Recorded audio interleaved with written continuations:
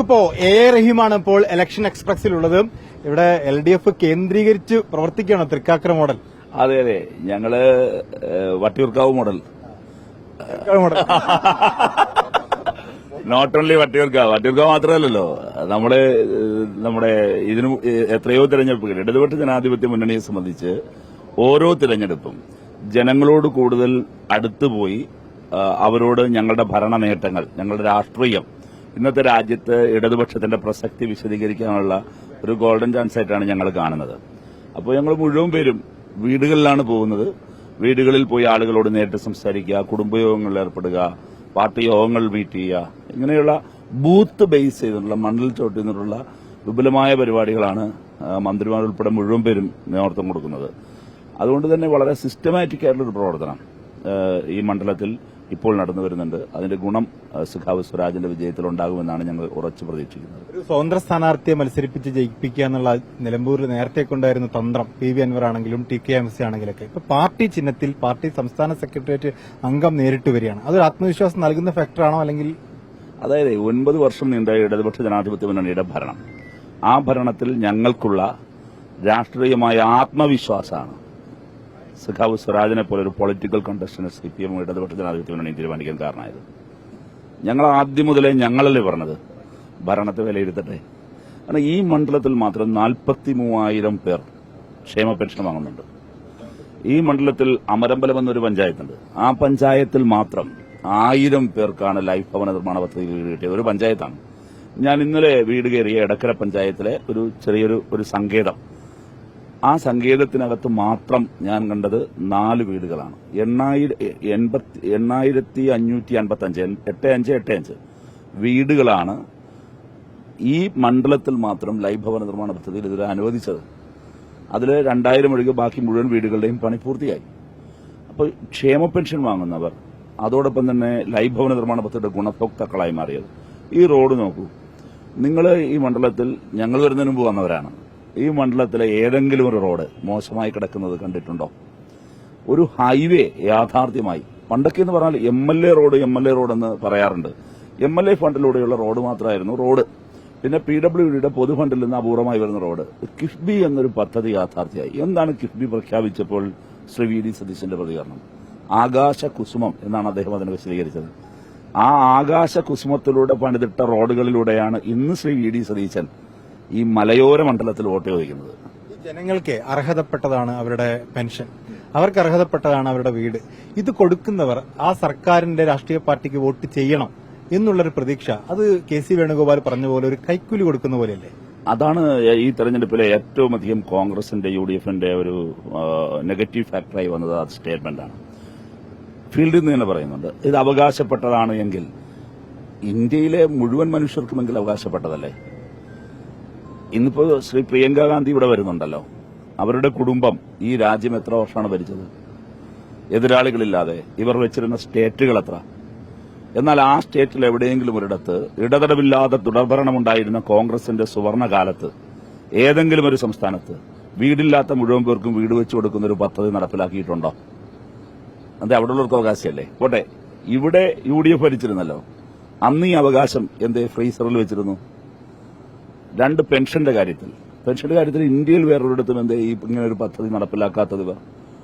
ഇപ്പൊ കൂടുതൽ പേരെ പെൻഷന്റെ ഭാഗമാക്കുന്നു, കൂടുതൽ വിഭാഗങ്ങളെ ഇതിന്റെ ഭാഗമാക്കുന്നു, പെൻഷൻ ഉയർത്തുന്നു. അപ്പോൾ ഇത് നമ്മളൊരു സോഷ്യൽ കമ്മിറ്റ്മെന്റ് ആണ്. കിഫ്ബിയിലൂടെ നമ്മൾ എങ്ങനെയാണ് എന്തിനാണ് പണം സമാഹരിച്ചത്? Infrastructure development. ഇതേ ഒരു സ്കൂളാണ് ഈ കാണുന്നത്, ഒരു പ്രൈമറി സ്കൂൾ, നിലമ്പൂർ പ്രൈമറി സ്കൂളിന്റെ മുമ്പിലൂടെയാണ് നമ്മുടെ വാഹനം പോകുന്നത്. ഈ സ്കൂളിന്റെ ഇൻഫ്രാസ്ട്രക്ചർ ഇത് അവകാശമാണ് എന്ന് പറയുകയാണെങ്കിൽ UDFന്റെ കാലത്ത് ഈ അവകാശം പൂട്ടുകയായിരുന്നല്ലോ ചെയ്തേ. ഇപ്പൊ സഖാവ് സ്വരാജിന്റെ പേരിൽ ഞങ്ങൾക്ക് ഒരുമിച്ച് എത്രയോ സമരകാലം ഉണ്ടായിരുന്നു. ഇപ്പോഴും എത്രയോ കേസുകൾ. ആ കേസുകളെല്ലാം ഉണ്ടായിരുന്നില്ല. കൂടുതൽ കേസുകളും സ്കൂളുകൾ പൂട്ടുന്നതിനെതിരെ നടത്തിയ സമരമാണ്. അതൊരു ഭൂതകാലമാണല്ലോ സ്വരാജിന്റെ കാലഘട്ടം. അപ്പൊ ഞാൻ പറയുന്നത് ആ സ്കൂളുകൾ പൂട്ടിക്കൊണ്ടിരുന്ന കാലം അന്ന് അവകാശമല്ലേ? അപ്പൊ ഞങ്ങളുടെ ഒരു കൃത്യമായ നയമാണ്. ആ നയമെന്ന് പറയുന്നത് സാധാരണക്കാരന്റെ ജീവിത നിലവാരത്തെ കൂടുതൽ മെച്ചപ്പെടുത്തും. നയത്തിനുള്ള വോട്ടായിരിക്കും നിലമ്പൂർ. ആ ആത്മവിശ്വാസം ഉള്ളത് കൊണ്ടാണ് നേരത്തെ രഞ്ജിത്ത് ചോദിച്ചപ്പോൾ ഞാൻ പറഞ്ഞത് എന്തുകൊണ്ട് സ്വരാജ് എന്ന ചോദ്യത്തിന് ആ ആത്മവിശ്വാസമാണ് സ്വരാജിനെ കളത്തിലിറക്കാനുള്ള കാരണം. ജമാഅത്ത് ഇസ്ലാമി നേരത്തെ ഇടതുപക്ഷത്തിന് പിന്തുണ നൽകിയത് പിന്നീട് UDF കുറച്ചു കാലമായി പിന്തുണയ്ക്കുന്നു. ജമാഅത്ത് ഇസ്ലാമിയുടെയും വെൽഫെയർ പാർട്ടിയുടെയും ഒക്കെ പിന്തുണ ഈ തെരഞ്ഞെടുപ്പിൽ മാത്രം എന്തുകൊണ്ട് LDF വിവാദമാകും?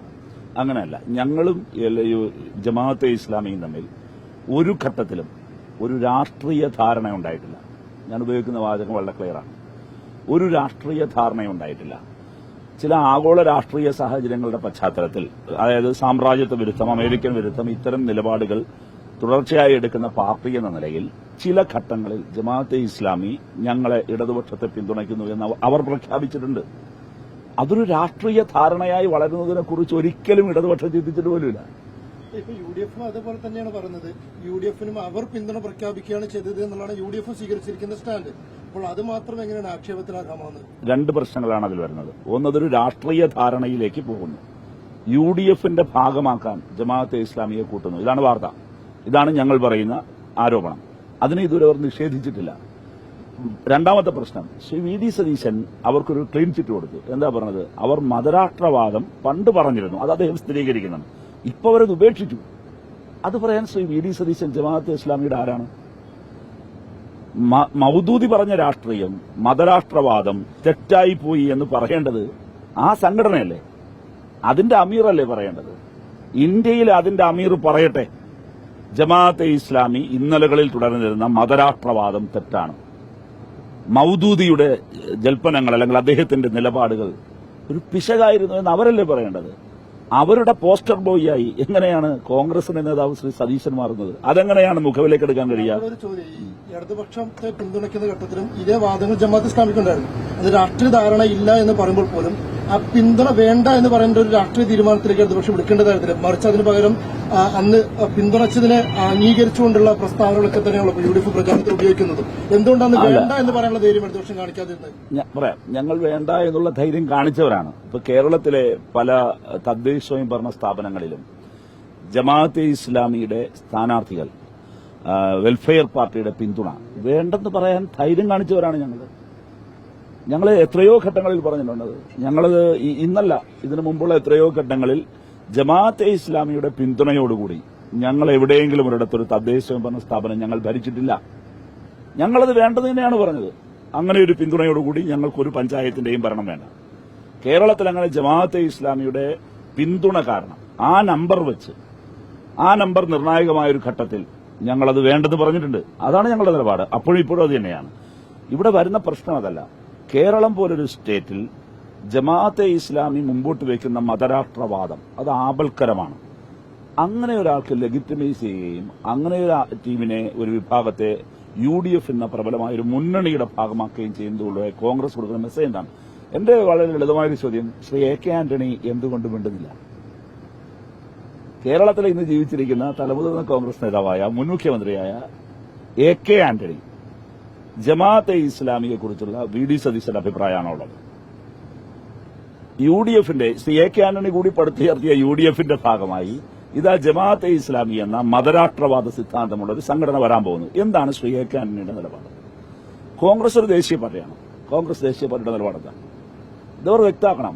ഇനി മറ്റൊരു കാര്യം, ഈ ജമാഅത്തെ ഇസ്ലാമിയുടെ അപകടം ശ്രീ VD സതീശന് ഇതുവരെയും തിരിഞ്ഞിട്ടില്ല. പക്ഷെ കേരളത്തിലെ മഹാഭൂരിപക്ഷം വരുന്ന മുസ്ലിങ്ങൾക്ക് തിരിഞ്ഞിട്ടുണ്ട്. വിവിധ മുസ്ലിം സംഘടനകൾ, ജനാധിപത്യപരമായി പ്രവർത്തിക്കുന്ന സാമുദായിക UDF-നൊപ്പം നിൽക്കുന്ന സംസ്ഥ ഉൾപ്പെടെ സംഘടനകൾ, അപ്പോൾ അവർക്ക് ഈ ജമാഅത്ത് ഇസ്ലാമിയുടെ ആശയങ്ങളെ കൃത്യമായി എതിർക്കുന്നവരാണ്. അപ്പോൾ അങ്ങനെയെങ്കിൽ ഈ തെരഞ്ഞെടുപ്പിൽ അവരൊക്കെ LDF-ന് അനുകൂലമായ നിലപാട് സ്വീകരിക്കുമെന്നാണോ? അവര് ജമാഅത്തെ ഇസ്ലാമിയെ, മതരാഷ്ട്രവാദികളെ കൂടെ നിർത്തുന്നവർക്കെതിരെ നിലപാട് സ്വീകരിക്കും. അവരൊക്കെ അങ്ങനെ നിലപാട് സ്വീകരിച്ച ചരിത്രമുള്ളവരാണ്. ജമാഅത്തെ ഇസ്ലാമിയുടെ പെനിട്രേഷൻ, അവരുടെ കടന്നുവരവിനെ തടയുന്നത് എങ്ങനെയാണ്, ചെറുത്തോൽപ്പിച്ചത് എങ്ങനെയാണ്? മുസ്ലിം ജനവിഭാഗങ്ങൾക്കുള്ളിൽ നിന്നാണ് ആ സമരം ഉയർന്നു വന്നിട്ടുള്ളത്. ഇപ്പോൾ നിങ്ങൾ പറഞ്ഞു, സമസ്ത പറഞ്ഞു. സമസ്ത മാത്രമല്ല, മുജാഹിദ് വിഭാഗം, വ്യത്യസ്ത വിഭാഗങ്ങൾ, സമസ്തയുടെ തന്നെ വ്യത്യസ്ത വിഭാഗങ്ങൾ, ഇവരെല്ലാവരും ഓരോ ഘട്ടത്തിലും ശക്തമായ നിലപാട് സ്വീകരിച്ചിട്ടുണ്ട്. മുസ്ലിം ജനവിഭാഗങ്ങൾക്കിടയിൽ ക്യാമ്പയിൻ എടുത്തിട്ടുണ്ട്. ഈ മതരാഷ്ട്രവാദ നിങ്ങൾ കാണേണ്ട കാര്യം എന്തെന്നറിയാമോ?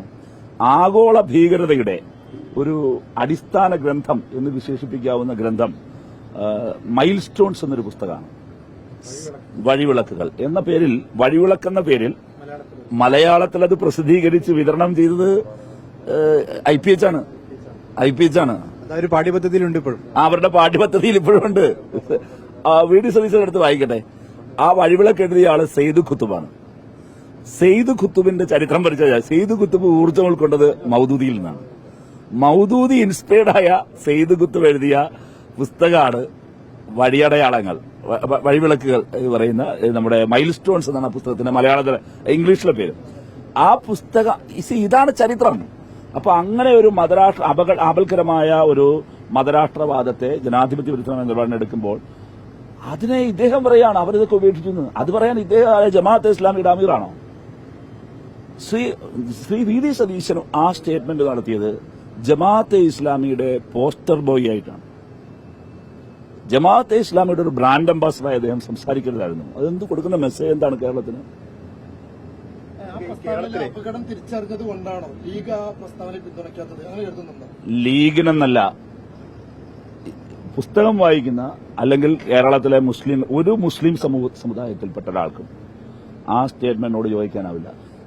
ഈ തെരഞ്ഞെടുപ്പിൽ നിങ്ങൾ കണ്ടോ, തുടക്കം മുതൽ കോൺഗ്രസ് എടുക്കുന്ന ഓരോ നിലപാട്, ശ്രീ വി ഡി സതീശന്റെ ആ സ്റ്റേറ്റ്മെന്റ്, കെ സി വേണുഗോപാലിന്റെ നമ്മുടെ പെൻഷൻ കൈക്കൂലി പരാമർശം, അങ്ങനെ തുടങ്ങി ഏറ്റവും ഒടുവിൽ പന്നി പ്രശ്നം വന്നപ്പോഴേക്കും ഒരു കുട്ടി മരിച്ചല്ലോ, ആ വൈദ്യുതി കമ്പിയിൽ ഷോക്കേറ്റ്, അന്നത്തെ അവരുടെ സ്ട്രാറ്റജി ഏറ്റവും ഒടുവിൽ ഇന്നലെ വഴിയരികിൽ കൈകാണിച്ച് ഞങ്ങളുടെയൊക്കെ വാഹനം എത്രയോ പേര് പരിശോധിച്ചിട്ടുണ്ട്.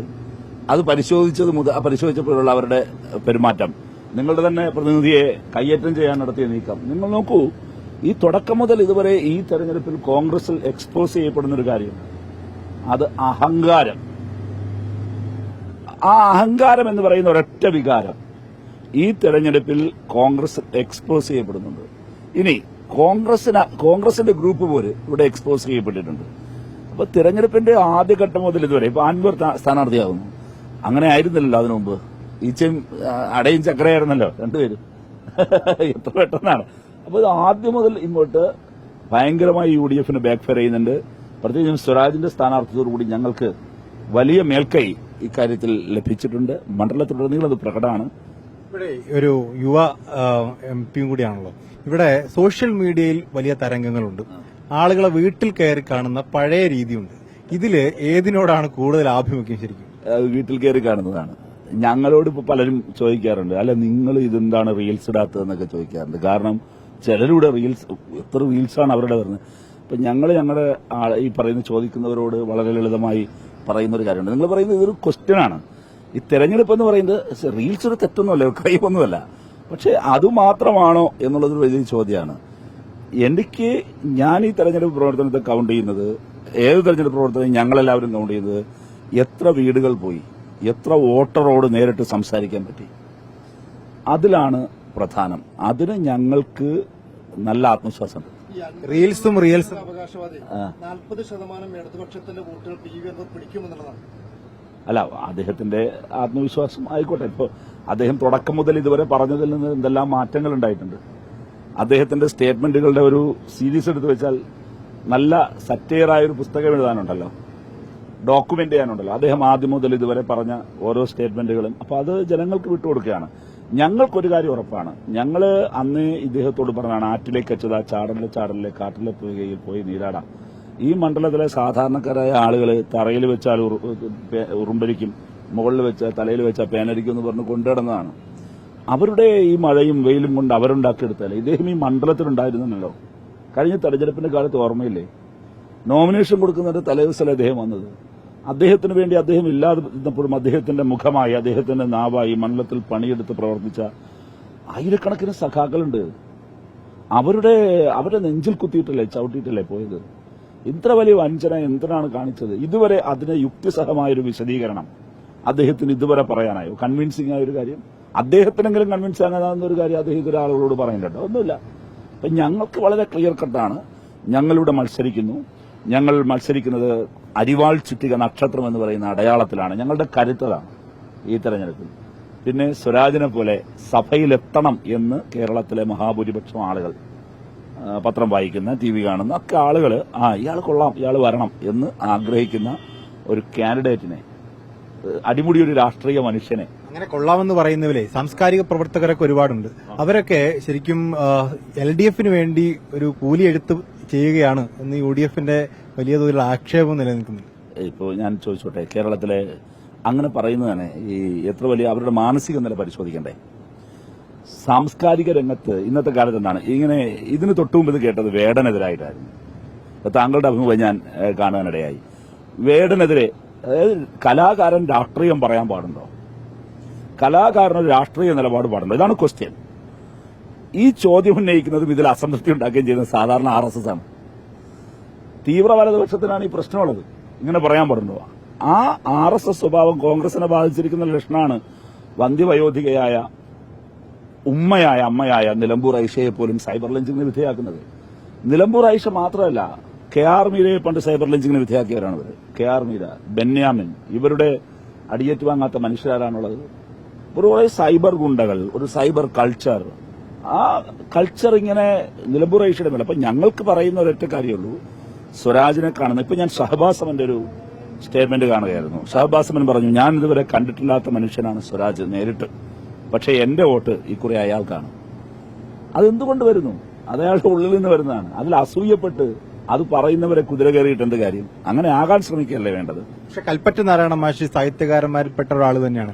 അദ്ദേഹം പറഞ്ഞു, ഈ പുസ്തകം വായിച്ചതുകൊണ്ടും ഇങ്ങനെ ബുദ്ധിജീവി ആയതുകൊണ്ടും ജനങ്ങൾക്ക് പ്രതികരണം ഉപയോഗമൊന്നുമില്ലല്ലോ. സ്ഥാനാർത്ഥിയെ നിശ്ചയിക്കേണ്ടത് അതുകൊണ്ട് അങ്ങനെയല്ല, പുസ്തകം വായിക്കുന്ന സ്ഥാനാർത്ഥിയല്ല ജയിക്കേണ്ടതെന്നുള്ളത്. അല്ല, ഞങ്ങൾ സ്ഥാനാർത്ഥിയെ നിശ്ചയിച്ചത് അദ്ദേഹത്തിന്റെ CPMന്റെ സ്റ്റേറ്റ് സെക്രട്ടറി മുമ്പെയാണ് ഞങ്ങൾ നിശ്ചയിച്ചത്. അപ്പോ കൽപ്പറ്റ നാരായണ മാഷിന്റെ അഭിപ്രായം ജനാധിപത്യത്തിലെ അദ്ദേഹത്തിന്റെ അഭിപ്രായമാണ്. ജനം അതും കേട്ടോട്ടെ, ജനമതും തീരുമാനിച്ചോട്ടെ. ഞങ്ങളെന്തായാലും കൽപ്പറ്റ നാരായണ മാഷിന്റെ നേർക്ക് സൈബർ ലിഞ്ചിങ്ങിന് ആളെ വിടില്ല. അത് അദ്ദേഹത്തിന് ഉറപ്പിക്കാം. അതാണ് പുസ്തകം വായിക്കുന്നവരുടെയും പുസ്തകം വായിക്കാത്തവരുടെയും പ്രത്യേകതയെന്ന് കൽപ്പറ്റ നാരായണ മാഷ് അതിലൂടെ തിരിച്ചറിയും.